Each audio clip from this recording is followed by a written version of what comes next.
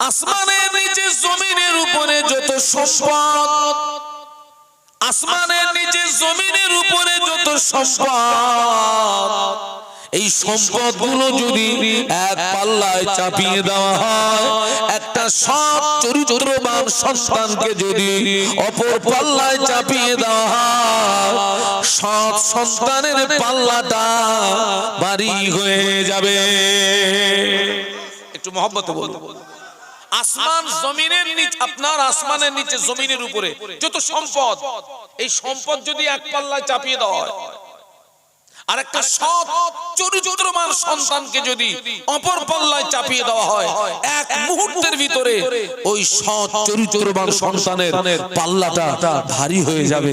একটু জোরে বলুন, আসমানের নিচে জমিনের উপরে যত সম্পদ, এই সম্পদ যদি এক পাল্লায় রাখা হয়, একটা সৎ চরিত্রবান সন্তানকে যদি অপর পাল্লায় রাখা হয়, ওই সৎ চরিত্রবান সন্তানটা আল্লাহ পাকের দরবারে কবুল হয়ে যাবে।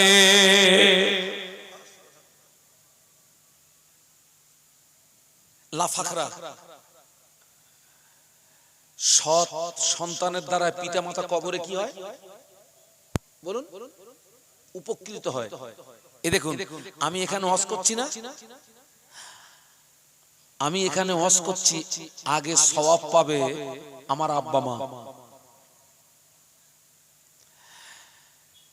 তারপরে সওয়াব পাবে,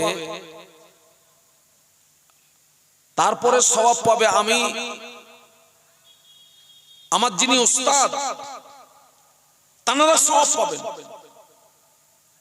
সওয়াব পাবে আমি যে মাদ্রাসায় পড়াশোনা করেছি, ওই মাদ্রাসায় যত মানুষ দান করেছে তারাও সওয়াব পাবে। আল্লাহ পাকের নেকির ভান্ডারে নেকি কমই আছে নাকি? আরে বলেন না, আল্লাহ রাসূল বলেছেন আদ-দাল্লু আলাল খায়রি কাফাইলিহি, সৎ উপদেষ্টা সৎকারীর সমপরিমাণে সওয়াবের হকদার হয়ে যায়। একটু বলুন সুবহানাল্লাহ। আল্লাহ রাসূল বললেন আদ-দাল্লু আলাল খায়রি কাফাইলিহি, সৎ উপদেষ্টা সৎকারীর সমপরিমাণে সওয়াবের হকদার হয়ে যায়। একটু বলুন সুবহানাল্লাহ। এখানে এই যে দ্বীনি শিক্ষা প্রতিষ্ঠান, ছেলেরা এখানে কোরআন শিখবে, দ্বীনের ইলম অর্জন করবে, আপনি 10টা টাকা দিয়ে সহযোগিতা করেছেন, আপনিও সমপরিমাণে সওয়াব পাবেন, আল্লাহ আপনাকে সমপরিমাণে সওয়াব দেবে। কারণ আল্লাহর নেকির ভান্ডারে নেকি কমই নেই রে বাবা।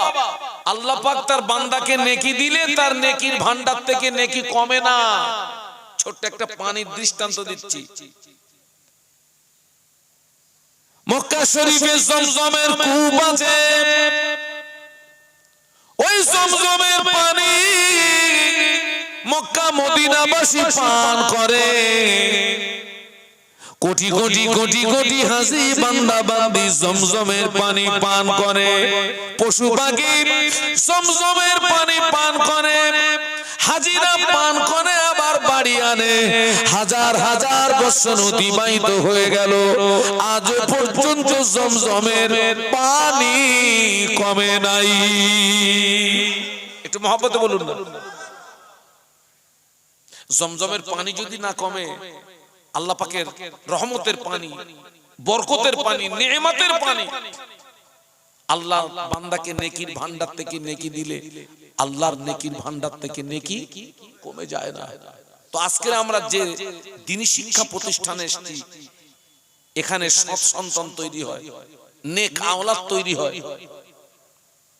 তবে এই নেক আওলাদ তৈরি করতে গেলে, সৎ সন্তান আপনাকে তৈরি করতে গেলে, শুধু আপনার ছেলেকে শিক্ষা প্রতিষ্ঠানে দিলে হবে না, যেমন শিক্ষা প্রতিষ্ঠানে দিতে হবে তার আগে জমিনটা ভালো হওয়া চাই। জমিন মানে বলুন বলুন, বাপ মা। জমিন যদি ভালো হয় গাছ ভালো হবে, গাছ যদি ভালো হয় ফল ভালো হবে। একটু বলুন আল্লাহু আকবার, আর একটু আওয়াজ তুলুন। জমিন যদি ভালো গাছ ভালো হবে, গাছ যদি ভালো হয় ফল ভালো হবে। আজকের বিশ্বাস করুন, আজকের আমার সমাজে কিন্তু সৎ সন্তান কমে গেছে, নেক আওলাদ কমে গেছে। কেন কমে গেছে? অধিকাংশ জমিন নষ্ট হয়ে গেছে, অধিকাংশ বাপের চরিত্র নষ্ট হয়ে গেছে, অধিকাংশ মায়ের চরিত্র নষ্ট হয়ে গেছে। বাপের চরিত্র নষ্ট হয়ে গেছে, মায়ের চরিত্র নষ্ট হয়ে গেছে। যার কারণে আমার সমাজে সৎ সন্তানের সংখ্যা কমে গেছে, নেক আওলাদের সংখ্যা কমে গেছে। আগে আল্লাহর ওলি হতো, এখন আর ওলি হচ্ছে? পীর গৌস কুতুব, আল্লাহু আকবার। সেজন্য আমি আপনাদেরকে বলবো, মাহফিল না হয় না হোক, মাহফিল বন্ধ হয়ে যায়, কিন্তু দ্বীনি শিক্ষা প্রতিষ্ঠানকে বাঁচাতে হবে। এবং আরো একটা কথা বলবো, তিনটে জায়গাতে রাজনীতি আনবেন না, মসজিদ, মাদ্রাসা আর মাহফিলে ওয়াজ। এই তিনটে জায়গাতে দলবাজি আনবেন না, রাজনীতি ঢোকাবেন না। কারণ অনেক প্রতিষ্ঠান দলবাজি করে প্রতিষ্ঠান বন্ধ হয়ে গেছে, অনেক মসজিদ দলবাজি করে ক্ষতি হয়ে গেছে, অনেক মাহফিল দলবাজি করে জন্মের মতো বন্ধ হয়ে গেছে। পার্টি করবি, বাড়ি করবি, রাজনীতি করবি, বাড়ি করবি, এই তিনটে জায়গায় রাজনীতি আনবেন না, পার্টি আনবেন না। ঠিক বললাম না ভুল বললাম? আনবেন না।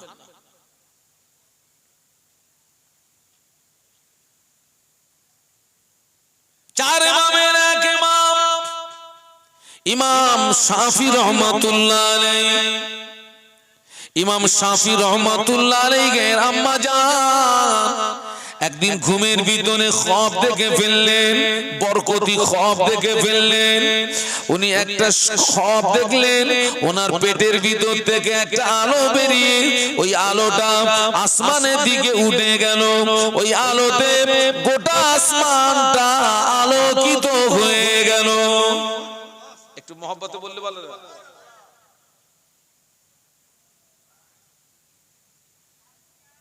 ইমাম শাফি রহমাতুল্লাহ আলাইহি হুজুরের আম্মা জান স্বপ্ন দেখলেন। কি স্বপ্ন দেখলেন? ওনার পেটের ভিতর থেকে একটা আলো বেরিয়ে ওই আলোটা আসমানের দিকে উঠে গেল, আর ওই আলোতে গোটা আসমানটা বলুন বলুন আলোকিত হয়ে গেল। হ্যাঁ, আপনাদেরকে একটা সৎ পরামর্শ দিচ্ছি, ভালো স্বপ্ন দেখলে ওই স্বপ্নের কথাটা যাকে তাকে বলবেন না। যিনি ভালো স্বপ্নের তাবির করতে পারেন, স্বপ্নের ব্যাখ্যা করতে পারেন, ভালো আলেম, স্বপ্নের কথাটা তানাকে বলবেন। কারণ উল্টো পাল্টা লোককে বলবেন, উল্টো পাল্টা তাবির করে দেবে, আপনার মুসিবতটা হয়ে যাবে। ইমাম শাফি রহমাতুল্লাহ আলাইহির আম্মা স্বপ্নটা দেখার পরে হেরেম শরীফের বড় বড় ইমামদের কাছে চলে গেলেন। হেরেম শরীফের বড় বড় ইমামদের কাছে গিয়ে স্বপ্নের তাবিরটা জানতে চাইলেন। হেরেম শরীফের বড় বড় ইমামরা বলেছিলেন, মা আপনি সংবাদ নিয়ে দেখুন, যে মহিলা এই খ্বাব দেখেছেন নিশ্চয়ই ওই মহিলার গর্ভে সন্তান আছে। ও মা, ওই মহিলাকে সাবধানে থাকতে বলবেন, ওই মহিলা যেন বিহুরমতি না হয়ে যায়। ওই মহিলার গর্ভে যে সন্তান আছে, ওই সন্তান ভূমিষ্ঠ হওয়ার পরে হাফেজ হবে, আলেম হবে, ফকিহ হবে, মুহাদ্দিস হবে। ওই সন্তানের দ্বারা তাম পৃথিবীর জমিনে দ্বীনের আলো জারি হয়ে যাবে। স্বপ্নটাও যেমন, স্বপ্নের ব্যাখ্যাটাও বলুন বলুন একটু সুবহানাল্লাহ বলুন। আমাদের স্বপ্ন সব আলাদা, আমরাও তো স্বপ্ন দেখি। আমাদের স্বপ্ন সব কি আলাদা স্বপ্ন। আমার জওয়ান যুবক ছেলেরা কত স্বপ্ন দেখে। ইমাম শাফি রহমাতুল্লাহ আলাইহির আম্মা স্বপ্নে তাবিজ জানার পরে বাড়ি আসলেন। বাড়ি এসে উযু করলেন, 2 রাকাত শুকরিয়ার নামাজ আদায় করলেন। 2 রাকাত শুকরিয়ার নামাজ আদায় করে নামাজের পাটিতে চলে গেলেন। নামাজের পাটিতে চলে গিয়ে শুকরিয়ার নামাজ আদায় করলেন। আল্লাহ পাকের দরবারে হাত তুলে দোয়া চাইছেন, আল্লাহ পাক আমার স্বপ্ন যেন সফল হয়, আল্লাহ পাক আমার স্বপ্ন যেন পূরণ হয়। সুবহানাল্লাহ বললাম। এই যে আমি একটু আগে বললাম আমার সমাজে সৎ সন্তানের সংখ্যা কমে গেছে, এর জন্য কারণ কি বলেছিলাম? জমিন খারাপ। ইমাম শাফি রহমাতুল্লাহ আলাইহির আম্মাজান স্বপ্নের তাবিজ জেনে খুশি হয়ে শুকরিয়ার নামাজ পড়ে হাত তুলে দোয়া করছেন। আর খবর নিয়ে দেখেন আমাদের ঘরের অধিকাংশ মায়েরা নামাজ পড়ে না। ঠিক না ভুল? অধিকাংশ মায়েরা নামাজ পড়ে না, আর অধিকাংশ বাপও নামাজ পড়ে না। পুরো শুকলো কাঠ।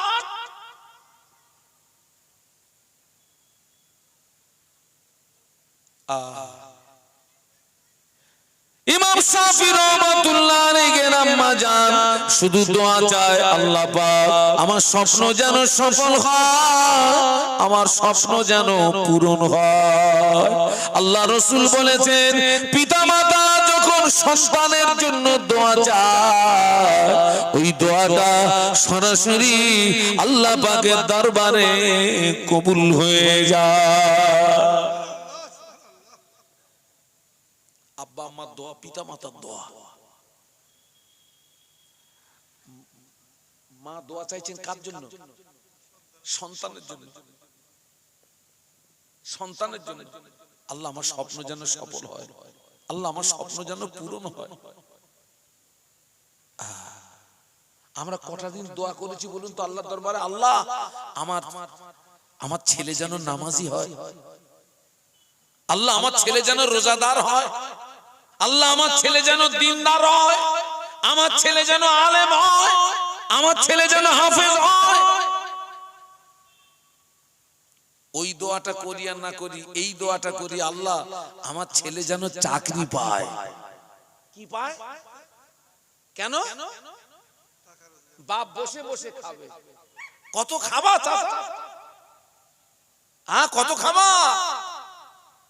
আজ পর্যন্ত পৃথিবীর জমিনে কেউ না খেয়ে মরেনি। জনমের খাওয়া খেয়েই মরেছে, না খেয়ে মরেনি কেউ। আমি আপনাদেরকে সৎ পরামর্শ দিচ্ছি। আল্লাহ রাসূল বলেছেন, আদ-দুআ মুখুল ইবাদাহ, দোয়া হচ্ছে ইবাদতের মগজ। আল্লাহর কাছে দোয়া চাইবেন, আল্লাহ আল্লাহ আমার ছেলেকে নামাজি বানান, আল্লাহ আমার ছেলেকে রোজাদার বানান, আল্লাহ আমার ছেলেকে আলেম বানান, আল্লাহ আমার ছেলেকে হাফেজ বানান, আল্লাহ আমার মেয়েকে আলেমা বানান, হাফেজা বানান। দোয়া করবেন বাচ্চার জন্য, ছেলের জন্য। বাপ হয়ে দোয়া করবেন, মা হয়ে দোয়া করবেন।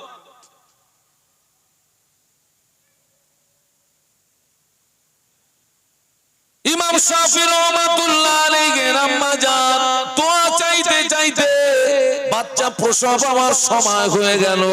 আল্লাহ পাক একটা সন্তান দিলেন। ওই ছেলেটা 10 বছরের ভিতরে পূর্ণ 30 পারা কোরআনের হাফেজ হয়ে গেল। মহব্বতে বলেন না। মা দোয়া চাইতে চাইতে চাইতে চাইতে মায়ের প্রসবের সময় হলো, মা একটা বাচ্চা প্রসব করলেন। সেই বাচ্চাটা 10 বছরের ভিতরে পূর্ণ 30 পারা কোরআনের হাফেজ হয়ে গেছে। কি মা দেখুন তো, কি জমিন দেখুন তো। আর আমাদের অধিকাংশ মা দেখুন তো,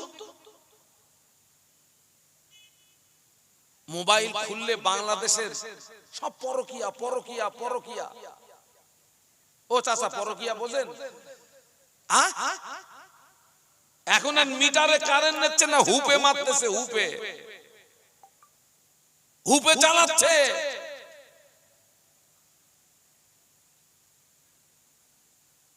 প্রচুর মায়েদের চরিত্র নষ্ট হয়ে গেছে।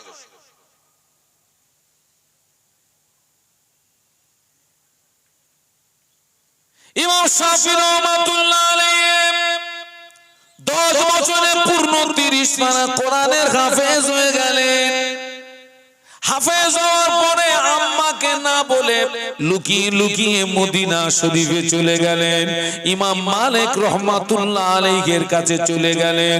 ইমাম মালিক রহমাতুল্লাহ আলাইহির কাছে ইলমে হাদিস, ইলমে তাফসীরের জ্ঞান অর্জন করলেন। ওখান থেকে বাগদাদ শরীফে চলে গেলেন, ইলমে ফিকার জ্ঞান অর্জন করতে চলে গেলেন। মাকে না বলে লুকিয়ে লুকিয়ে চলে গিয়েছেন, মা জানে না। বাবাজি মাকে না বলে লুকিয়ে লুকিয়ে দ্বীনের ইলম অর্জন করতে চলে গিয়েছেন, না বলে এই জন্য গিয়েছে মা যদি আটকে দেয়, মা যদি যেতে না দেয়, এই জন্য মাকে না বলে লুকিয়ে লুকিয়ে চলে গিয়েছেন। আমার এত সাধনার সন্তান, আমার এত আদরের সন্তান, মা যদি আটকে দেয়, মা যদি যেতে না দেয়, তাই ইমাম শাফি রহমাতুল্লাহ আলাইহি আম্মাকে না বলে লুকিয়ে লুকিয়ে দ্বীনের ইলম অর্জন করতে চলে গিয়েছেন। বলুন সুবহানাল্লাহ। মাকে না বলে লুকিয়ে লুকিয়ে, কেন? মা যদি আটকে দেয়, মা যদি যেতে না দেয়, আমার এত আদরের সন্তান, আমার এত সাধনার সন্তান। হ্যাঁ, আমাদের ছেলেরাও যায়, আমাদের মেয়েরাও যায়, আমাদেরকে না বলে লুকিয়ে লুকিয়ে কোথায় যায়? হ্যাঁ গা, কোথায় যায় আমাদের ছেলেরা মেয়েরা? মেয়েটা বাড়ি থেকে চলে গেল, 1 সপ্তাহ আসে না বাড়ি, 1 সপ্তাহ পরে এসছে। বাপও জিজ্ঞাসা করলো না, খুকি তুই 1 সপ্তাহ ছিলি কোথায়? মাও জিজ্ঞাসা করলো না, খুকি তুই 1 সপ্তাহ ছিলি কোথায়? ছেলে চলে গেল, 15 দিন পরে ফিরলো, বাপও জিজ্ঞাসা করলো না তুই 15 দিন ছিলি কোথায়? মাও জিজ্ঞাসা করলো না তুই 15 দিন ছিলি কোথায়? এর কারণ হচ্ছে ও খবর নিয়ে দেখবে যা, ওর মাও এরকম বয়সের সময় মাঝে মাঝে সপ্তাহখানেক গায়েব হয়ে যেত। খবর নিয়ে দেখবে যা, ওর বাপও এরকম মাঝে মাঝে বয়সের সময় গায়েব হয়ে যেত। ওই জন্য বাপ ছেলেকে কিছু বলে না, আর মা মেয়েকে কিছু কথা বলে না। ওই জন্য মা কিছু বলে না। রবিবারের দিন তাও ক্লাস, আচ্ছা ঠিক আছে ক্লাস কর, কিন্তু পরীক্ষা দিচ্ছে লেটার সহ ফেল। রবিবারেও ক্লাস মিস নেই, তুই ফেল করিস কেন? কোথায় ক্লাস করিস? কোথায় ক্লাস হয়? আই বলেই দেখ, খবর লে দেখ, ওর মাও রবিবারে ক্লাস করা বাড়ি। খবর লে দেখে যা, ওর মাও রবিবারে ক্লাস করতো। কোথায় করতো ও জানে আর খোদা জানে। মা ছেলেকে পায় না। ইমাম শাফি রহমাতুল্লাহ আলাইহি আম্মা জান ছেলেকে পাচ্ছে না, সন্তান পাচ্ছেন না। মা কিছু করেন না, কোথাও যান না। উযু করলেন, নামাজের পাটিতে চলে গেলেন। উযু করলেন, নামাজের পাটিতে চলে গিয়ে আল্লাহ পাকের দরবারে হাত তুলে দোয়া চান, আল্লাহ পাক আমার সন্তান যেখানেই থাক আপনার জমিনে আছে, আল্লাহ পাক আমার সন্তানকে আপনার হাওলা করলাম, তবে আমি মা হয়ে দোয়া চাই আমার স্বপ্ন যেন সফল হয়। আমি মা হয়ে দোয়া চাই আমার স্বপ্ন যেন পূরণ হয়। আল্লাহ পাক আমার ছেলে যেন আলেম হয়, ফকিহ হয়, মুহাদ্দিস হয়। আমার সন্তানের দ্বারা যেন তামাম পৃথিবীর জমিনে দ্বীনের আলো জারি হয়ে যায়। একটাই দোয়া মায়ের, সন্তান যেখানেই থাকে আপনার জমিনে আসে, আল্লাহ আপনার হাওলা করলাম। দোয়া একটা, আমার স্বপ্ন যেন সফল হয়, আমার স্বপ্ন যেন পূরণ হয়, আমার ছেলে যেন আলেম হয়, মুহাদ্দিস হয়, ফকিহ হয়, আমার সন্তানের দ্বারা যেন তামাম পৃথিবীর জমিনে দ্বীনের আলো জারি হয়ে যায়। আর আমাদের মায়েদের সন্তান হারিয়ে গেলে আগে যাবে কোথায় বলুন তো? কোথায়? থানায়। ঘোড়ার কচু জানিস? আগে যাবে তদবির কারকের বাড়ি, হুজুর পাচ্ছি না। আমি সব হুজুরকে খারাপ বলবো না, সব তদবির কারককে খারাপ বলবো না, তবে বর্তমান যুগ সন্ধিক্ষণে 100টা তদবির কারকের ভিতরে 95টা পাক্কা চিটিং বাস। যাবেন মাথাটা নিচু করে বলবে পুরো বর্ডার পার, উপায় মালদাও আসবে। আচ্ছা ও যে মাথা নিচু করে ও যে বলে দিল বর্ডার পার, জানতে পারলে কি করে? ও স্বপ্নে দেখেছে, স্বপ্নে দেখেছে। আল্লাহর কালাম আছে, আল্লাহর কালাম দাও, হারিয়ে গেলে আল্লাহর কালাম আছে দাও, অসুবিধা নেই। ভণ্ডামি করছো কেন? ভণ্ডামিটা কিসের?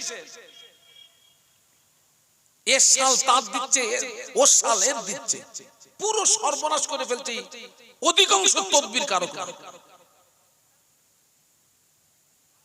বাস্তব বলছি না বাস্তব বলছি? অধিকাংশ তদবির কারক। ইমাম শাফি রহমাতুল্লাহ আলাইহির আম্মা কোন তদবির কারকের কাছে যাননি। কার কাছে গিয়েছেন? সূরা ফাতিহার ভিতরে পড়ি ইয়াকা নাবুদু ওয়া ইয়াকা নাস্তাঈন। একটু বলুন না আল্লাহু আকবার, একটু আওয়াজ দেন না, বলুন আল্লাহু আকবার। আমরা সূরা ফাতিহার ভিতরে পড়ি আলহামদুলিল্লাহি রাব্বিল আলামিন আর রহমানির রহিম মালিকি ইয়াউমিদ্দিন ইয়াকা নাবুদু ওয়া ইয়াকা নাস্তাঈন। ইয়াকা নাবুদু, আল্লাহ আমরা খাস করে তোমারই ইবাদত করি, ওয়া ইয়াকা নাস্তাঈন, এবং সমস্ত প্রকার সাহায্য তোমারই কাছে চাই। সুবহানাল্লাহ বলুন। তাই বলে যেন আবার আপনারা যেন ভুল বুঝবেন না যে আমি তদবির বিরোধী না, আমি তদবির বিরোধী না। তবে আল্লামা হুজুর লিখেছেন যে তদবির সম্পর্কে স্পষ্ট কিছু জানা না যায় ওই তদবির ব্যবহার করা নাজায়েজ।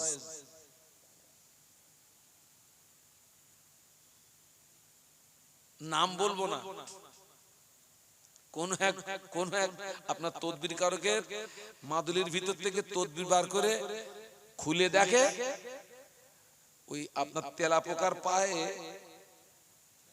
কালি মাখিয়ে যদি কাগজের উপর আপনার ছেড়ে দেওয়া হয় তো কিরম হবে? শুধু ওই রকম শুধু পেন দিয়ে ঘাসানো। ওই মাল নেওয়ার জন্য হাজার হাজার টাকা দিচ্ছে মানুষ। হাবড়া, আপনার জায়গাটার নাম ময়না, হাবড়া ময়না। একজন অমুসলিম ব্যক্তি কি একটা গাছ দেয়, তবে সেই গাছ নিতে গেলে ওদের দেবতার কাছে গিয়ে আপনাকে প্রণাম করতে হবে, রোগ সারবে। হাজি সাহেব, গাজী সাহেব, হ্যাঁ হাজি সাহেব, গাজী সাহেব, মুসলমান নারী পুরুষ পুরো ঈমান বিক্রি করে বাড়ি আসছে।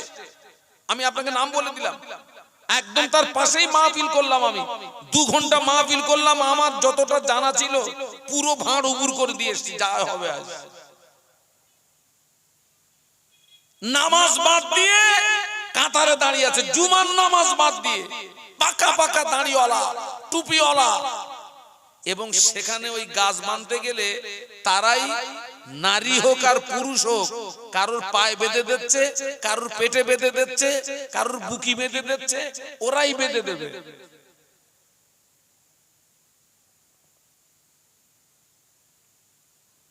ইমাম শাফি রহমাতুল্লাহ আলাইহি আম্মা জান সন্তান পান না, কোথাও যায় না, নামাজের পানিতে চলে গেলেন। আল্লাহ পাক আমার সন্তান যেখানেই থাক আপনার জমিনে আছে, আপনার হাওলা করলাম। আল্লাহ পাক আমি মা হয়ে দোয়া চাই, আমার স্বপ্ন যেন সফল হয়, আমার স্বপ্ন যেন পূরণ হয়, আমার ছেলে যেন আলেম হয়, ফকিহ হয়, মুহাদ্দিস হয়, আমার সন্তানের দ্বারাই যেন তামাম পৃথিবীর জমিনে দিনের আলো জারি হয়ে যায়। মা কাঁদতেছে।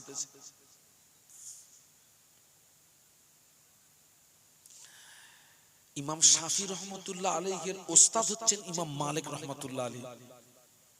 ইমাম শাফি রহমতুল্লাহ ওস্তাদ কে বলেছি? ইমাম মালিক রহমতুল্লাহ আলাইহি। উনি ওখান থেকে ইলমে হাদিস, ইলমে তাফসীরের জ্ঞান অর্জন করলেন। ওখান থেকে বাগদাদ শরীফে চলে গেলেন, ইলমে ফিকহের জ্ঞান অর্জন করলেন। এই যে ইলমে হাদিস, ইলমে তাফসীর, ফিকহের জ্ঞান অর্জন করতে মাঝখানে বেশ লম্বা একটা সময় চলে গেছে। মায়ের সঙ্গে সন্তানের কোনো বলুন বলুন কোনো দেখা নেই। মা শুধু কি করছেন? দোয়া করছেন, আল্লাহ আমার স্বপ্ন যেন সফল হয়, আল্লাহ আমার স্বপ্ন যেন পূরণ হয়। হুজুর দীর্ঘদিন পরে ইলমে হাদিস, ইলমে তাফসীরের, ইলমে ফিকহের জ্ঞান অর্জন করে ইমাম মালিক রহমতুল্লাহ আলাইহির কাছ থেকে ছুটি নিয়ে বাড়ি আসছেন। ইমাম মালিক রহমতুল্লাহ আলাইহি বলছেন, বাবা এতদিন পরে বাড়ি যাবি বাবা, একেবারে খালি হাতে যাবি? তো হুজুর কয়েকটা উট বোঝাই মাল দিয়েছেন। ইমাম মালিক রহমতুল্লাহ আলাইহি কয়েকটা উট বোঝাই মাল দিয়েছেন। বাবা ছেলে এই মালগুলো নিয়ে বাড়ি যাও বাবা, এতদিন পরে বাড়ি যাবে, খালি হাতে যাবে। ইমাম শাফি রহমাতুল্লাহ আলাইহি কয়েকটা উট বোঝাই মাল নিয়ে অক্লান্ত পরিশ্রম করে মায়ের ঘরের দরওয়াজায় পৌঁছে গেলেন। মায়ের দরওয়াজায় পৌঁছে গিয়ে, মায়ের ঘরের দরওয়াজায় পৌঁছে গিয়ে বাইরে দাঁড়িয়ে সালাম দিয়ে বলেন, ও আমার আম্মা জান, দরওয়াজা খুলে দিন মা, আমি আপনার সন্তান এসেছি মা, দরওয়াজা খুলে দিন মা। মা ভিতর থেকে সালামের জবাব দিয়ে বলেন, ও বাবা ছেলে, এতদিন পরে ফিরে এসেছো, শুকরিয়া আল্লাহ পাকের দরবারে। তবে আমি তোমাকে জিজ্ঞাসা করি মা হয়ে, এতদিন পরে এসেছো, কি নিয়ে এসেছো বাবা, কি নিয়ে এসেছো বাবা? আম্মা জান, আমি কয়েকটা উট বোঝাই মাল এনেছি।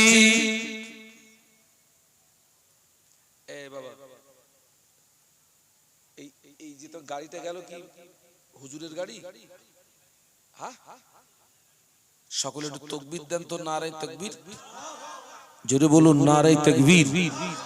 আওলাদে মুজাদ্দিদুজ জামান, আওলাদে মুজাদ্দিদুজ জামান ভাইজান হুজুর কিবলা, ভাইজান হুজুর কিবলা, নারে তাকবীর, দরুদ শরীফ, আল্লাহুম্মা।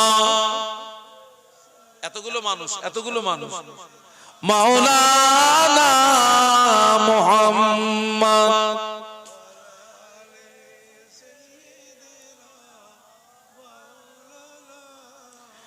इन हवाओं से कह दो ना आए इधर, मुझको खुशबू की कोई जरूरत नहीं, जिनकी खुशबू से महका है सारा जहां, और खुशबू मदीने में मौजूद है। अल्लाहुम्मा पढ़ो बाबा।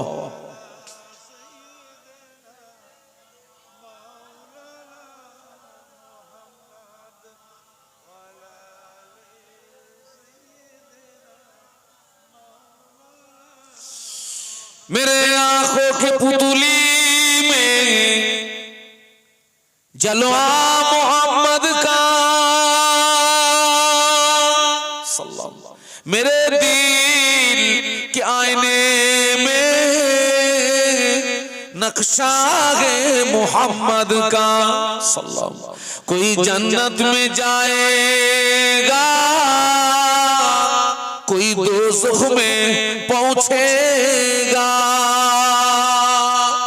मदीने की तरफ दौड़ा दीवाना मोहम्मद का। अल्लाहुम्मा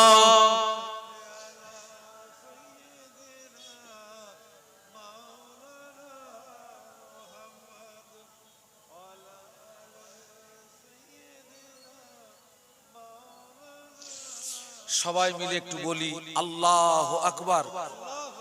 আপনাদের কি কষ্ট হচ্ছে নাকি? আওয়াজ এত স্লো কেন? জবান খুলে বলি আল্লাহু আকবার। আর একটু আওয়াজ তুলুন, বলুন আল্লাহু আকবার। দীর্ঘদিন পরে মায়ের ঘরে এসে সালাম দিয়েছে, মা ভিতর থেকে সালামের উত্তর দিলেন, দিয়ে কি বললেন, বাবা এতদিন পরে তুমি ফিরে এসেছো, শুকরিয়া আল্লাহর দরবারে। তবে আমি তোমার মা হয়ে জিজ্ঞাসা করছি, এতদিন পরে এসছো বেটা, কি নিয়ে এসছো? আম্মা জান, আমি কয়েকটা উট বোঝাই মাল এনেছি মা।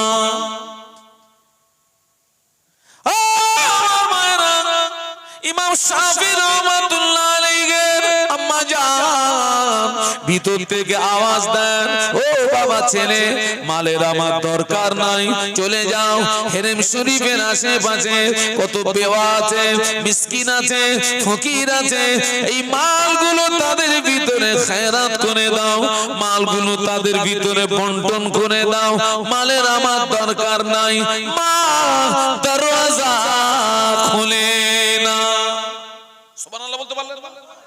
এ কি মায়ে এতদিন পরে এসছে, দরজা খুলেনি, মালের দরকার নেই, ফিরে যাও।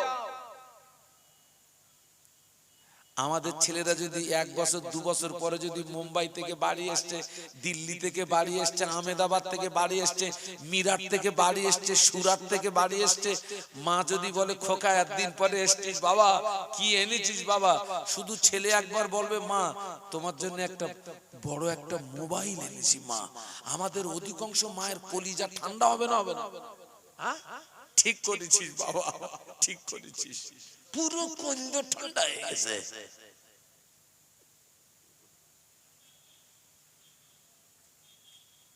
মা দরজা খুলিনি। ইমাম শাফি রহমাতুল্লাহ আলাইহি ফিরে গেলেন, গো ব্যাক। আপনার হেরেম শরীফের আশেপাশে কত বেওয়া মিসকিন ফকির আছে, সেই বেওয়া মিসকিনদের মাঝে সেই মালগুলোকে খায়রাত করে দিলেন, বন্টন করে দিলেন, দিয়ে আবার অক্লান্ত পরিশ্রম করে আবার এসছে কোথায়? মায়ের। আবার বাইরে থেকে সালাম দেন, ও আম্মা জান, ও আমার আম্মা জান, দরওয়াজা খুলে দিন মা, আমি আপনার সন্তান এসেছি মা। মা ভিতর থেকে সালামের জবাব দিয়ে বলেন, ও বাবা ছেলে, গতদিন এসেছিলে, কয়েকটা উট বোঝাই মাল এনেছিলে, আজকে এসেছো, কি নিয়ে এসেছো বেটা? আম্মা জান, আমি আজকে মাল আনি না মা, আমি গতদিন এসেছিলাম, কয়েকটা উট বোঝাই মাল এনেছিলাম, আজকে আমি মাল আনি না। ও আমার আম্মা জান, আজকে আমি আলেম হয়ে, ফকিহ হয়ে, মুহাদ্দিস হয়ে আপনার ঘরের দরওয়াজা ফিরে এসেছি। আম্মা জান দরওয়াজা খুলে দিয়েছে, আম্মা জান দরওয়াজা খুলে দিয়ে বেটাকে বুকের ভিতরে জড়িয়ে ধরে বলেন, ও ছেলে, তুমি জানো না, তুমি যখন আমার পেটে ছিলে, আমি একটা স্বপ্ন দেখেছিলাম, আমার পেটের ভিতর থেকে একটা আলো বেরিয়ে ওই আলোটা আসমানের দিকে উঠে গেল, ওই আলোতে গোটা আসমানটা আলোকিত হয়ে গেল। আমি হেরেম শরীফের ইমামদের কাছে তাবিজ জানতে গিয়েছিলাম, হেরেম শরীফের বড় বড় ইমামরা বলেছিলেন, মা ওই মা এই স্বপ্ন যিনি দেখেছেন, ওই মহিলার গর্ভে নিশ্চয়ই সন্তান আছে, ওই মহিলাকে সাবধানে থাকতে বলবেন, ওই মহিলা যেন বিহুরমতি না হয়ে যায়। ও মা, ওই মহিলার গর্ভে যে সন্তান আছে, ওই সন্তান ভূমিষ্ঠ হওয়ার পরে হাফেজ হবে, আলেম হবে, ফকিহ হবে, মুহাদ্দিস হবে, ওই সন্তানের দ্বারা তামাম পৃথিবীর জমিনে দিনের আলো জারি হয়ে যাবে। বেটা তুমি জানো না, আমি তোমার মা সব সময় আল্লাহর দরবারে দোয়া চাই, আল্লাহ পাক আমার স্বপ্ন যেন সফল হয়, আল্লাহ পাক আমার স্বপ্ন যেন পূরণ হয়, আল্লাহ আমার ছেলে যেন হাফেজ হয়, আলেম হয়, ফকিহ হয়, মুহাদ্দিস হয়, আমার সন্তানের দ্বারাই যেন তামাম পৃথিবীর জমিনে দিনের আলো জারি হয়ে যায়। ও ছেলে, আল্লাহ আমার স্বপ্ন সফল করেছেন, আল্লাহ আমার স্বপ্ন পূরণ করেছেন, আল্লাহ আমার স্বপ্ন সফল করে পূরণ করে তোমাকে আলেম বানিয়ে, ফকিহ বানিয়ে, মুহাদ্দিস বানিয়ে আমার ঘরের দরওয়াজায় ফিরিয়ে দিয়েছে।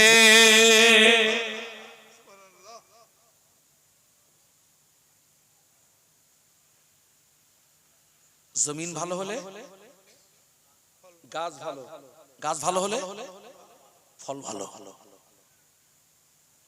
আমি অনেক আগে কিন্তু একটা কথা বলেছি, বর্তমান যুগ সন্ধিক্ষণে ভালো আলেমের অভাব হয়ে গেছে, হাফেজে কোরআনের অভাব হয়ে গেছে। আপনারা হয়তো দেখছেন হুজুর ঘুরতেছে, এত হুজুর বাবা। আগেই বলেছি, যারা দ্বীনি শিক্ষা প্রতিষ্ঠানের সঙ্গে জড়িয়ে আছেন, একজন যোগ্য শিক্ষক পেতে গেলে নাকের পানি চোখের পানি, যোগ্য হাফেজে কোরআন পেতে গেলে নাকের পানি চোখের পানি। আমি সেই জন্য বলছি, আজকে আমরা সেই একটা দ্বীনি শিক্ষা প্রতিষ্ঠানে এসেছি। এই দ্বীনি শিক্ষা প্রতিষ্ঠানকে আমাদেরকে বাঁচাতে হবে। সেই সঙ্গে আমাদের বাপ মায়ের চরিত্রটা ভালো করতে হবে। আল্লাহ পাকের রহমত হবে,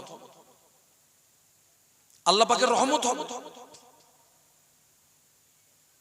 আর একটা জমিন দেখাচ্ছি, পীর আরে পীর দস্তগীর হযরত বড় পীর আব্দুল কাদের জিলানী রহমাতুল্লাহ আলাইহি আম্মা জান বেটাকে পাঠিয়ে দিচ্ছে, ও বাবা আব্দুল কাদের, যাও বাবা দ্বীনের ইলম অর্জন করে এসো। একটু সুবহানাল্লাহ বলুন, একটু মহব্বতে বলেন না, যাও বাবা আব্দুল কাদের। আগেকার দিনে তো গাড়ি ঘোড়া ছিল না, রাস্তাঘাট সেরকম ছিল না বাবা। একটা কাফেলার সঙ্গে হুজুরের আম্মা জান একটা কাফেলার সঙ্গে ছেলেকে পাঠিয়ে, যাও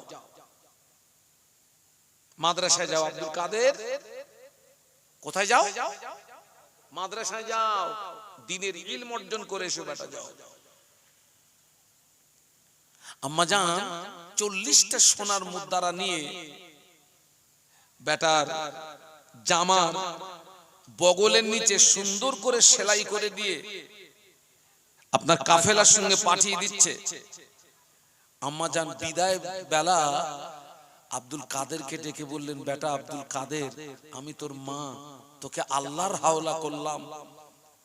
তবে বাবা আব্দুল কাদের, আমি তোর মা, বিদায় বেলা একটা কথা তোকে বলবো, ও বাবা আব্দুল কাদের, জীবনে যেন মিথ্যা কথা বলবি না। একটু সুবহানাল্লাহ বলবেন না? একটু মহব্বতে বলা যাবে না? আমি তোর মা হয়ে একটা আদেশ করলাম, তোকে আল্লাহর হাওলা করলাম, তবে মা হয়ে একটা আদেশ করছি, জীবনে জানো মিথ্যা কথা বলবি না। মিথ্যা হচ্ছে গুনার মা। মিথ্যা গুনার কি? যেমন সূরা ফাতিহাকে বলা হয় উম্মুল কোরআন, কোরআনের জননী, কোরআনের মা। আজকের আমাদের দ্বারা আমাদের ছেলে মেয়েরা মিথ্যা শেখে না, শেখে না।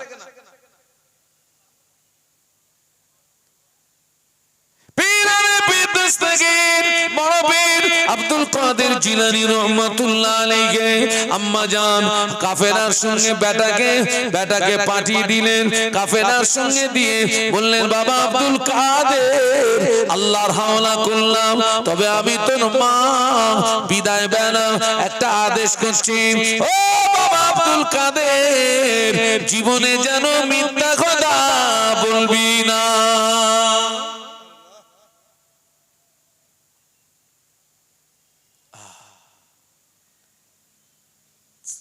কাফেলা চলতে চলতে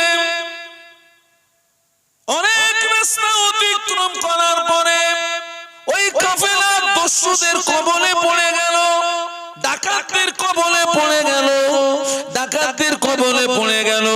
দস্যুরা ও বাবাজি ওই কাফেলার টোটাল ব্যক্তির কাছ থেকে তাদের টাকা পয়সা, মাল সামান সবকিছু লুট করে নিল।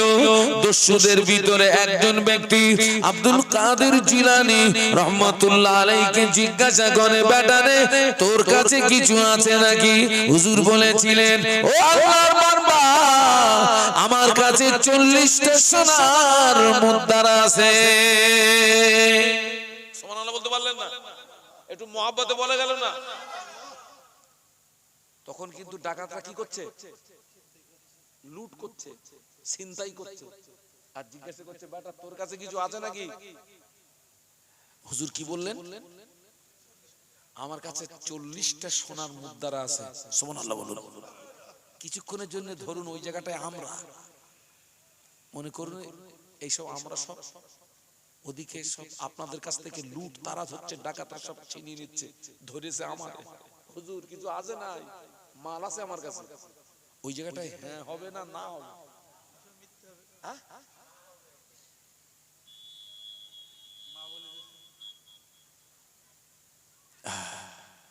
আমাদের ইমানের পাওয়ার আলাদা তো চাচা, আমাদের ইমানের পাওয়ার আলাদা, বিশাল পাওয়ার। আল্লাহ আল্লাহ। দস্যুদের ভিতরে যে সর্বপ্রথম হুজুরকে জিজ্ঞাসা করলো সে ঠিক ঠিক আপনার দস্যুদের ভিতরে যে সর্বপ্রথম জিজ্ঞাসা করলো, এই কথা শুনে কথাটা বিশ্বাস হলো না। আর একজন দস্যুদের ভিতরে আর একজন জিজ্ঞাসা, বেটা তোর কাছে কিছু আছে নাকি? একই কথা, আমার কাছে কি আছে? 40টা সোনার মুদ্রা আছে। খবরটা চলে গেল লিডারের কাছে যে অমুক বাচ্চাটা একই কথা বলছে, ব্যাপারটা কি? দস্যুদের লিডার ডেকে বলে, বেটা তোর কাছে কিছু আছে নাকি? পীর আরে পীর দস্তগীর বড় পীর আব্দুল কাদের জিলানী রহমাতুল্লাহ আলাইহি বললেন, ও আল্লাহর বান্দা, আমার কাছে 40টা সোনার মুদ্রা আছে। একই কথা, কোথায় আছে? হাত উঁচু করলেন। আমার এই জামার বগলের নিচে আমার আম্মা জান সেলাই করে দিয়েছে।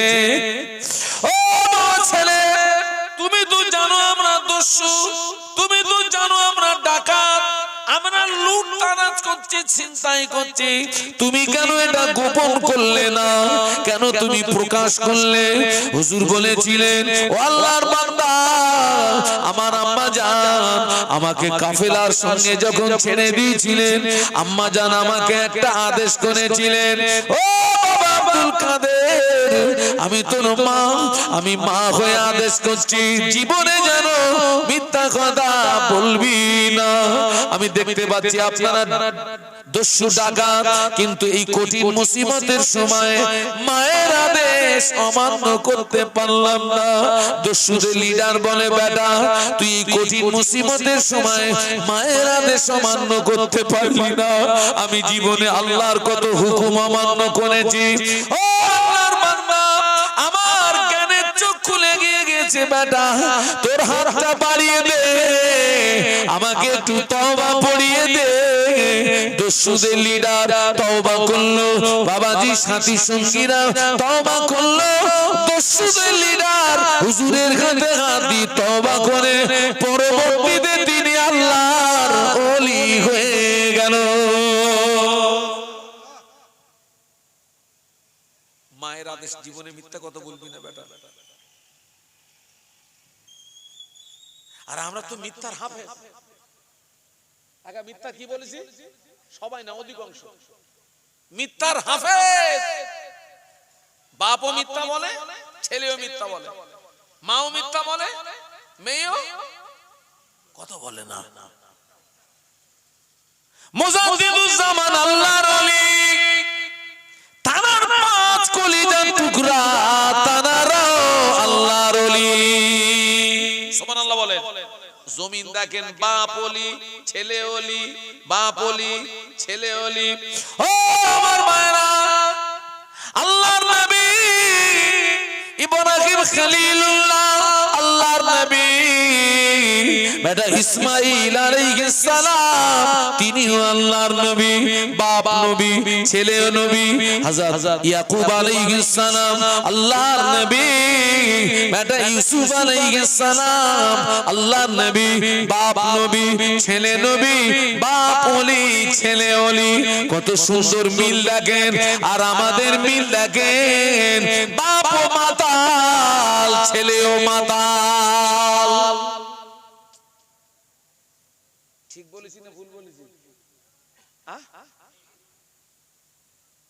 বাবা মাতাল, ছেলেও মাতাল। বাপ নামাজ পড়ে না, ছেলে নামাজ পড়ে না। বাপের চরিত্র ভালো না, ছেলের চরিত্র ভালো না। বাপ শরীয়তে ধার ধারে না, ছেলেও শরীয়তে ধার ধারে না। মা নামাজ পড়ে না, মেয়ে নামাজ পড়ে না। মা পর্দা করে না, মেয়ে পর্দা করে না। মায়ের চরিত্র ভালো না, মেয়েরও চরিত্র ভালো না। জমিন খারাপ, জমিন খারাপ, জমিন খারাপ, জমিন খারাপ, জমিন নষ্ট হয়ে গেছে। আল্লাহ পাক আমাদেরকে হেদায়েত দেন, বলুন আল্লাহুম্মা আমিন, বলুন আল্লাহুম্মা আমিন। হ্যাঁ, জমিন খারাপ হয়ে গেছে। আহারে, এত এত মাহফিল হচ্ছে। আমি এই কম বেশি 27 বছর ওয়াজ করছি বাপ। আমি রাত জেগে জেগে বুড়ো হয়ে গেছি। 27 বছর। আমি যখন আপনাদের এই সমস্ত ভেবিয়া চৌমাথা এলাকায় এসেছি, আমি তখন নওজোয়ান। আর এখন তো বুড়োর খাতায় নাম উঠে গেছে। আপনার বুড়োর খাতায় নাম উঠে গেছে। আহারে, সমাজের কি করুণ পরিস্থিতি। সমাজের আমাদেরকে পরিবর্তন হতে গেলে, ভালো হতে গেলে একদিকে জমিন ভালো হতে হবে, অপরদিকে আমাদেরকে দ্বীনি শিক্ষা প্রতিষ্ঠানে বলুন আসতে হবে। দ্বীনি শিক্ষা প্রতিষ্ঠানে আসতে হবে, শিক্ষা প্রতিষ্ঠানে আসতে হবে। প্রতিষ্ঠানকে বাঁচান। আবার বলছি, আসামে হাজার হাজার মাদ্রাসা ধূলিসাৎ করে দিয়েছে, মসজিদ ধূলিসাৎ করে দিয়েছে। ইউপি, উত্তরপ্রদেশ, এখনো অনেক মসজিদকে টার্গেট করা হয়েছে, তাজমহলকে টার্গেট করা হয়েছে।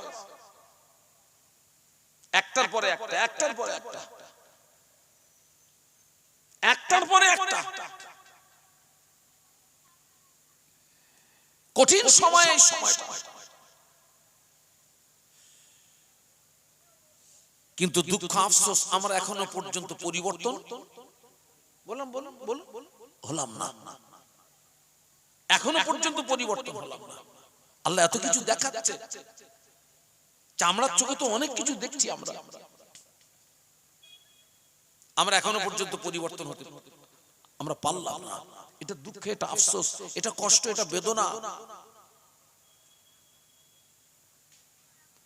একটু দরুদ শরীফ আল্লাহুম্মা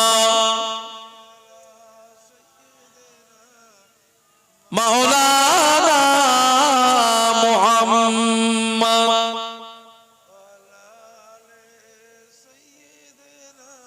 আল্লাহ हुब्बे अहमद अजल की सीने में गए,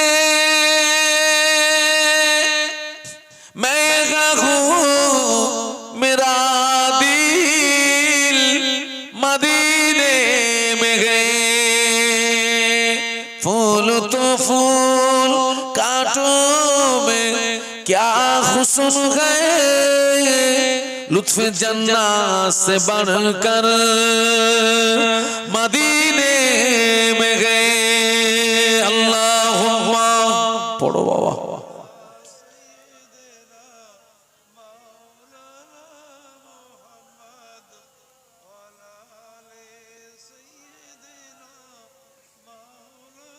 মাশাআল্লাহ, একটু কলেমা জিকির লা ইলাহা ইল্লাল্লাহ। মাশাআল্লাহ, মাশাআল্লাহ, লা ইলাহা ইল্লাল্লাহ। কালেমা সঙ্গের সাথী, কালেমা গোরের বাতি, কালেমা বিনা নাই কো গতি, পড়ো কালেমা দিবারাতি। বলো লা ইলাহা ইল্লাল্লাহ, লা ইলাহা ইল্লাল্লাহ মুহাম্মাদুর রাসূলুল্লাহ।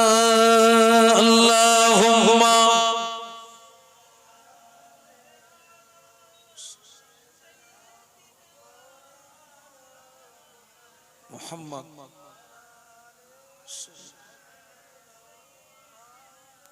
একটু বলুন না আল্লাহু আকবার, আর একটু জবান খুলে বলেন না আল্লাহু আকবার। আল্লাহ নবী 1500 বছর আগে নূরের জবানে বলে গেলেন, মুরু আওলাদাকুম বিসসালাতি ইদা বালাগু সাবান ওয়াদরিবুহুম ইদা বালাগু আশরান আও কামা ক্বালা আলাইহিস সালাম। আল্লাহ নবী বললেন, তোমার ছেলে মেয়ের বয়স যখন হবে 7, ওকে নামাজের কথা বলো, ছেলে নামাজ পড়ো, মেয়ে নামাজ পড়ো। 7 থেকে 10 পর্যন্ত মুখে বুকে বলো। 10 অতিক্রম হয়ে গেলে ছেলে যদি নামাজ না পড়ে, মেয়ে যদি নামাজ না পড়ে, আল্লাহ নবী বললেন অদরিবুহুম, তুমি তাকে মারো। বাবা, আল্লাহ নবী হযরত মুহাম্মদ সাল্লাল্লাহু আলাইহি ওয়াসাল্লাম ছেলে মেয়েকে নামাজের কথা বলতে বলেছেন আপনার কত বছর বয়স থেকে? বলুন বলুন। 7 থেকে 10 মুখে মুখে। বাবা, ছেলেকে বাপ বলা যায় না? যায় না? বাপ নামাজটা পড় বাপ। মেয়েরে মা বলা যায় না? যায় না? মা নামাজটা পড় মা। রাসূল বলেছেন 7 থেকে 10 এইভাবে। 10 অতিক্রম হয়ে গেলে ছেলে মেয়ে নামাজ না পড়লে রাসূল বললেন অদরিবহুম, তুমি তাকে কি করো? মারো। দায়িত্বটা কার? বাপ মার। একজন বলছে, হুজুর আপনি তো আপনার মতন বলতেছেন, হুজুর ছেলের নামাজের কথা বললে ওজন রোকে। ওজন? চাচা ছেলের বয়স কত? তো বলছে 27 বছর। আমি বলছি ও তো রুকেছে, আপনারে মুগুর পেটা করে নি, ভাগ্য ভালো। আপনার তো মার খাওয়া ফরজ হয়ে গেছে, সুন্নত না নফল না, মার ফরজ। হুজুর এত বড় কথা? আমি বলে, আরে চাচা নবী তো বলেছেন 7 বছর বয়স থেকে বলতে, আপনি তো বলছেন এ তো সুন্নত না নফল না, ফরজ হয়ে গেছে। এই দেখেন, আমি বাজারে যাচ্ছি, বাজারে আমার স্ত্রী আমাকে বলছে, শোনো বাজারে যাচ্ছ যাও, আসার সময় একটা মালসা এনো। মালসা, আপনারা মালসা চেনেন না? মালসা এনো। আমি বাজারে গিয়ে সব আমার দায়িত্ব মিটিয়ে যখন ফিরছি তখন স্ত্রীর কথা মনে পড়েছে। এখন ও বলেছে মালসা, আমি ভুল করে শুনেছি কলসি। কি শুনেছি বাবা? কলসি। যারা আপনার ওই কলসি মালসা তৈরি করে ওদের কি বলে? কুমোর। সোজা কুমোরের দোকানে গিয়ে দেখি আপনার দোকানের একদম সামনে এইরকম বড় একটা ফেস্টুন মারা আছে, আর ফেস্টুনে লেখা আছে যে মাল, এক কথায় যে মাল বিক্রি হয় ও মাল ফেরত হয় না, বিক্রিত দ্রব্য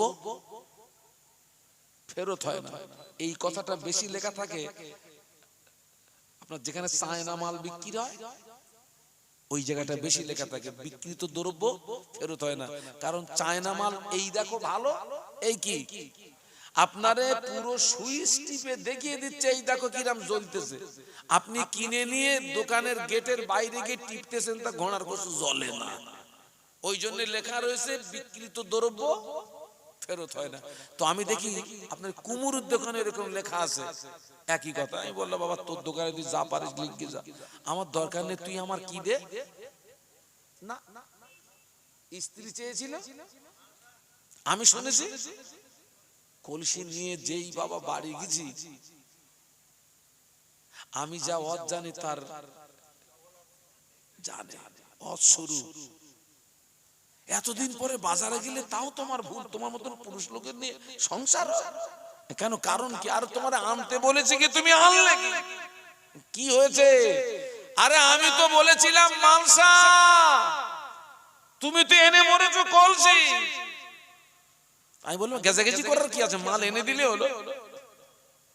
আমি কলসিটাকে নিয়ে গো ব্যাক ফিরে গিয়েছি, উদ্দেশ্য এই কলসিটারে ফিরিয়ে দিয়ে গিয়ে যেই দোকানে গিয়েছি, ভাই এইটা ফিরিয়ে দিয়ে একটা মালসা দেন। বলছে ফেস্টুন দেখেন, ওখানে কি লেখা আছে? মাল ফেরত নেই। তো আমি বললাম ভাই ঠিক আছে, তোর মাল ফেরত নিতে হবে না, এ কলসিও তুই তৈরি করেছিস, মালসাও তুই তৈরি করেছিস। তো আমি খুব একটা মুসিবতে পড়ে গেছি ভাই রে, খুব মুসিবতে পড়ে গেছি আমি। তো তুই আমাকে একটা উপকার কর, আমার এই কলসিটারে ভেঙে একটা মালসা করে দে। পারবে? কেন?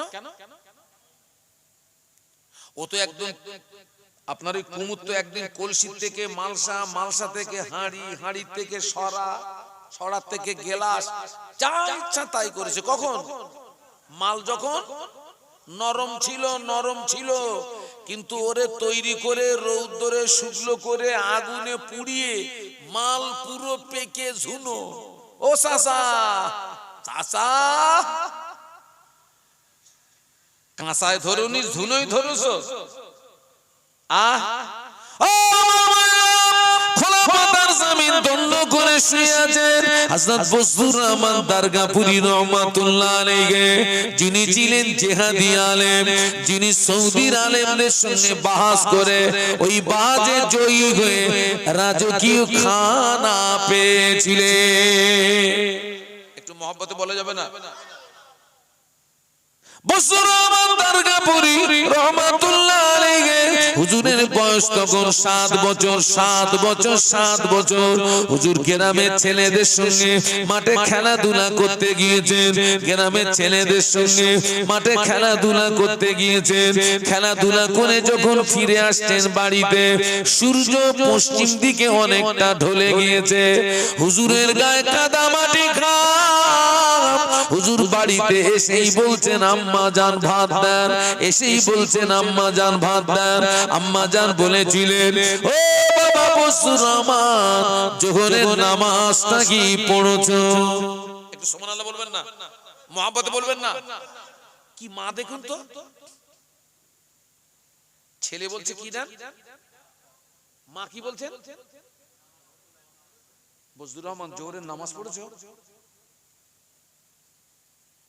এতটুকু দায়িত্ব আমরা অনেকে পালন করি?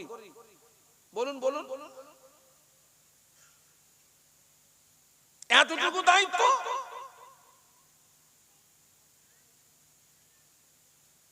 হুজুর বললেন, আম্মা জান আমার নামাজ পড়া হয়নি। হুজুরের আম্মা জান বলেছিলেন, ও বাবা বজলুর রহমান, তুমি কি জানো না তোমার মা কোনো বেনামাজিকে ভাত দেয় না? হুজুর বললেন, আমি মনে করলাম আমার আম্মা আমাকে এই পর্যন্ত বলে রেহাই দিয়ে দেবে, ছেড়ে দেবে, কিন্তু হলো না। আম্মা আমায় বললেন, ও বাবা বজলুর রহমান দাঁড়িয়ে যাও। হুজুর বললেন, আমি দাঁড়িয়ে গেলাম।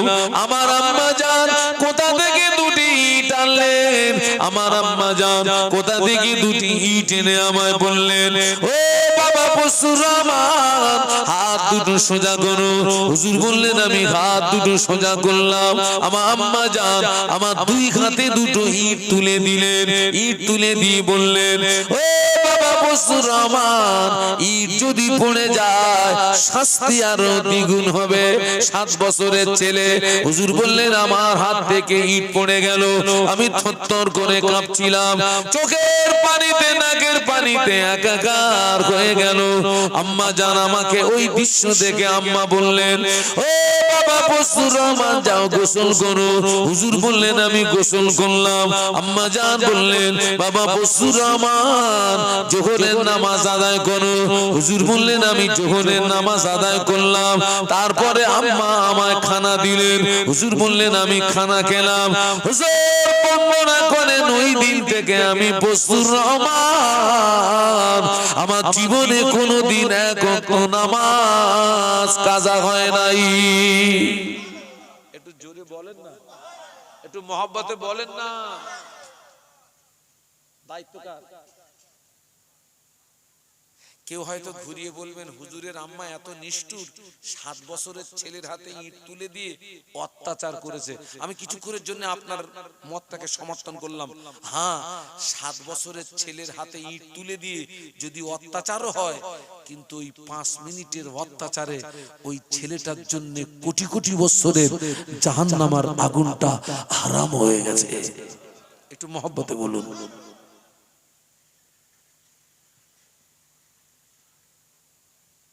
আল্লাহ হেদায়েত দেয়। আমার সামনে যারা বসে রয়েছেন আপনারা প্রচুর অসল মানুষ। এখানে এমনও মানুষ আছে ওয়াজের হাফেজ হয়ে গেছে। আমার বসিরহাটের আল্লামা হুজুর ছিলেন 18,000 হাদিসের হাফেজ। কত?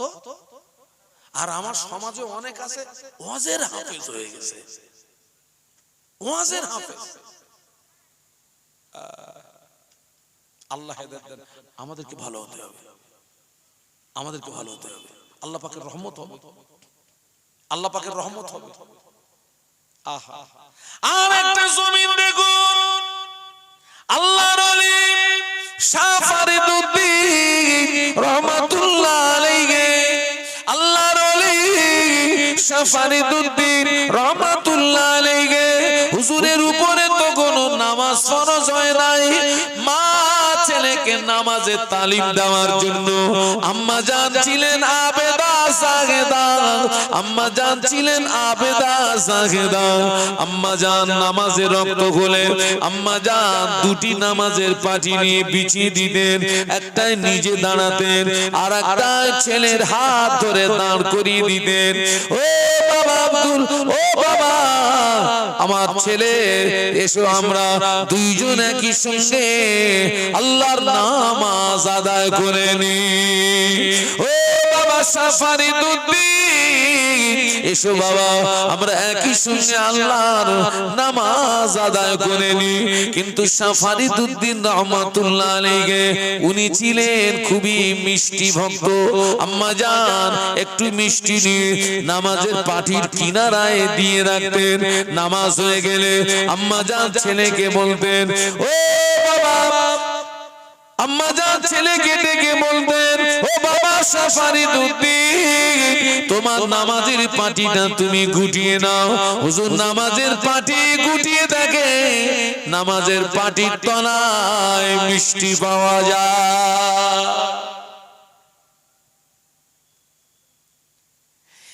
এই মিষ্টির লোভে শাহ ফরিদউদ্দীন রহমাতুল্লাহ আলাইহির নামাজ কাজা নেই। একটু সুবহানাল্লাহ বলবেন না? মা দেখুন, ছেলে ছিলেন কি ভক্ত, ঠিক ওইটাকে কাজে লাগিয়ে মা ছেলেকে কোন দিকে আনছে? বলুন বলুন বলুন, নামাজের দিকে। ওইটাকে মা কাজে লাগিয়েছেন। এই মিষ্টির লোভে সকলে একটু তাকবীর দেন তো, নারায়ে তাকবীর, নারায়ে তাকবীর।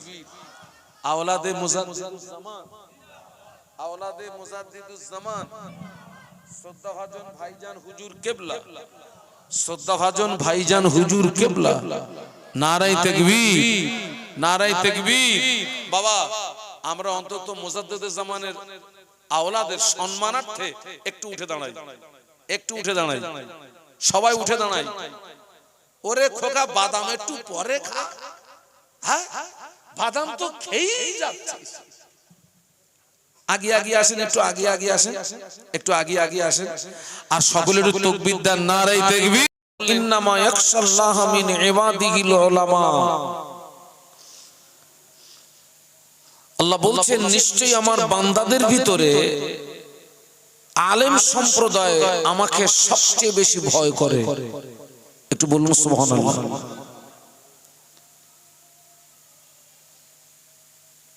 কোন সম্প্রদায় সবচেয়ে বেশি আল্লাহকে ভয় করে? আলেম সম্প্রদায়।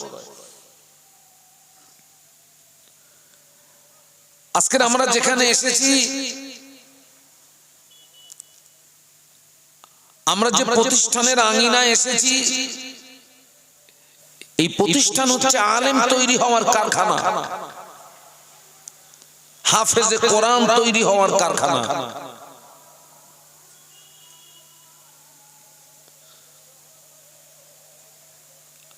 আলেম তৈরি হওয়ার কারখানায় এসেছি, হাফেজে কোরআন তৈরি হওয়ার কারখানায় এসেছি।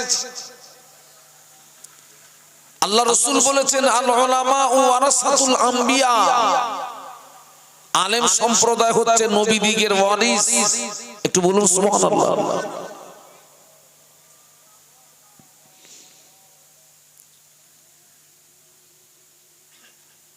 আপনারা তো সাধারণ মানুষ, আপনারা ব্যাপারটা কতটা বুঝবেন আমি জানি না। বর্তমান যুগ সন্ধিক্ষণে, বর্তমান যুগ সন্ধিক্ষণে খাঁটি আলেমের অভাব হয়ে গেছে বাবা। আলেম আলাদা আর বক্তা আলাদা। আমার দিকে তাকান, আলেম আলাদা আর বক্তা আলাদা। বক্তার আলেম এক নয়। কেউ বলতে বলতে বক্তা হয়ে গেছে, কিন্তু আলেম, একজন খাঁটি আলেমের এত দাম, একজন হাক্কানি আলেমের এত দাম, একজন হাক্কানি আলেমের চেহারার দিকে তাকালে জীবনের সগীরা গুনাহ মাফ হয়ে যায়। একটু বলুন সুবহানাল্লাহ। হাক্কানি আলেমের চেহারার দিকে তাকালে আপনার জীবনের সগীরা গুনাহ মাফ হয়ে যায়। হ্যাঁ, সেই আলেমের অভাব হয়ে গেছে আজকের সমাজে। আপনারা হয়তো সাধারণ মানুষ দেখেন এত আলেম ওলামা ঘুরছে, এত হুজুর ঘুরছে, হুজুর আলাদা, বক্তা আলাদা, আলেম আলাদা।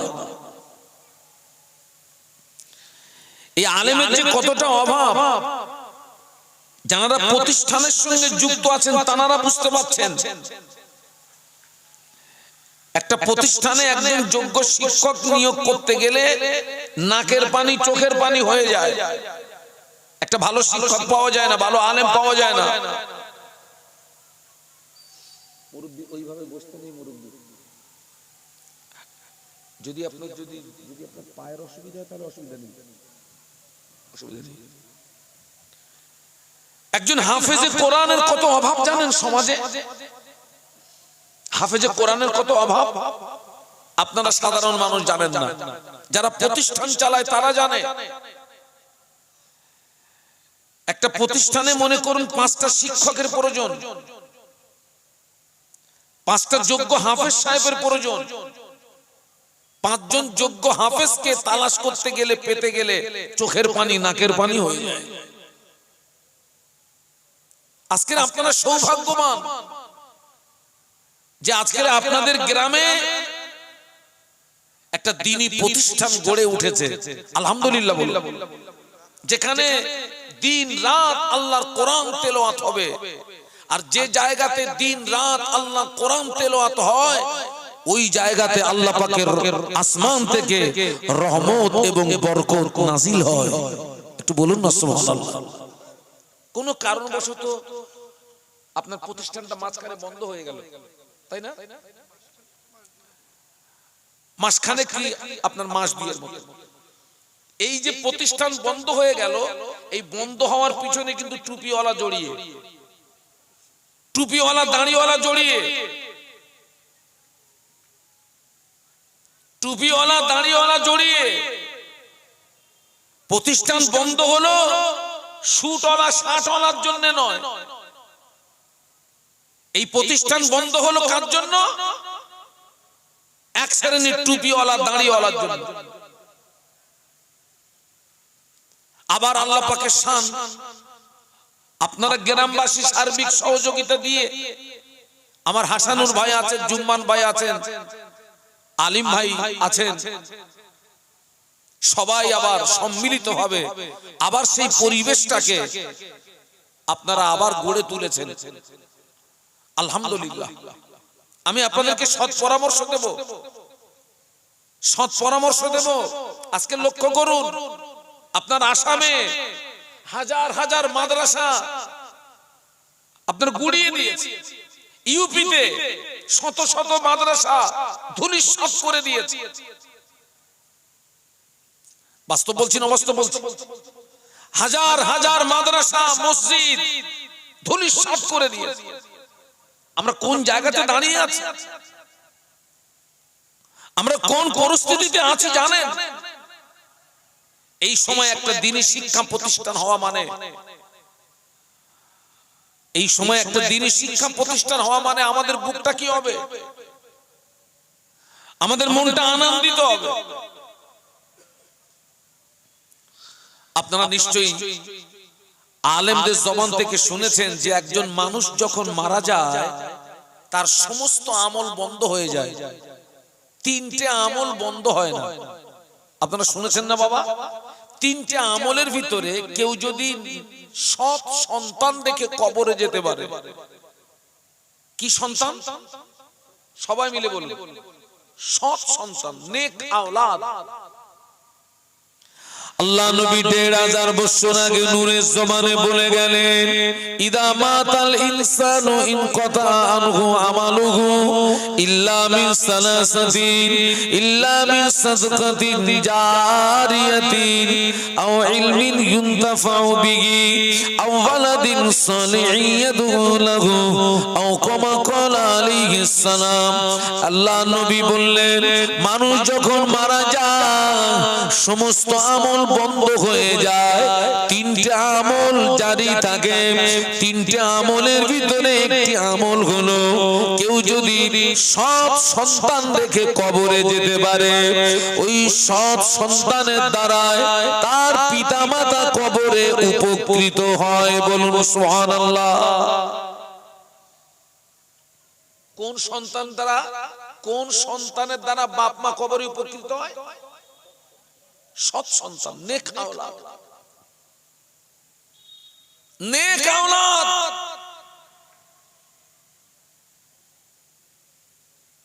আর সৎ সন্তান হতে গেলে, নেক আওলাদ হতে গেলে তার ভিতরে দ্বীনি শিক্ষার, আপনার দ্বীনি শিক্ষা থাকার প্রয়োজন আছে না নেই? আছে না? আল্লাহ রাসূল বলেছিলেন, তলাবুল ইলমি ফারিদাতুন আলা কুল্লি মুসলিমিন ওয়া মুসলিমা আও কামা ক্বালা আলাইহিস সালাম। আল্লাহ নবী বললেন, প্রতিটা মুসলিম নরনারীর জন্য দ্বীনের ইলম অর্জন করা ফরজ। প্রত্যেকটা মুসলিম নরনারীর জন্য দ্বীনের ইলম অর্জন করা কি ফরজ? দ্বীনের ইলম অর্জন করা ফরজ। আপনার ভিতরে যদি দ্বীনের ইলম না থাকে, দ্বীনের জ্ঞান যদি না থাকে, আল্লাহ চিনতে পারবেন না।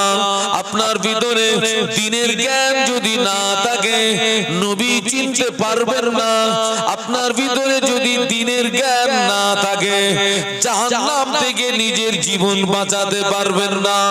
আপনার ভিতরে যদি দ্বীনের জ্ঞান না থাকে, আপনি জান্নাতের রাস্তা চিনতে পারবেন না। আজকে আমরা যে প্রতিষ্ঠানের আঙিনায় এসেছি, যে দ্বীনি শিক্ষা প্রতিষ্ঠানের আঙিনায় এসেছি, এখানে সেই দ্বীনের ইলম বিতরণ করা হয়। বলুন সুবহানাল্লাহ। একটু মহব্বতে বলুন না। এই সেই দ্বীনি শিক্ষা প্রতিষ্ঠানে এসেছি আমরা। হাজারো প্রতিষ্ঠান বানাবো। আল্লাহ নবী 1500 বছর আগে বলেছিলেন, খায়রুকুম মান তাআল্লামাল কুরআনা ওয়া আল্লামা আও কামা ক্বালা আলাইহিস সালাম। আল্লাহ নবী বললেন, তোমাদের ভিতরে ওই ব্যক্তি হলো উত্তম যে কোরআন শেখে এবং অপরকে কোরআন শিক্ষা দেয়। একটু বলুন সুবহানাল্লাহ।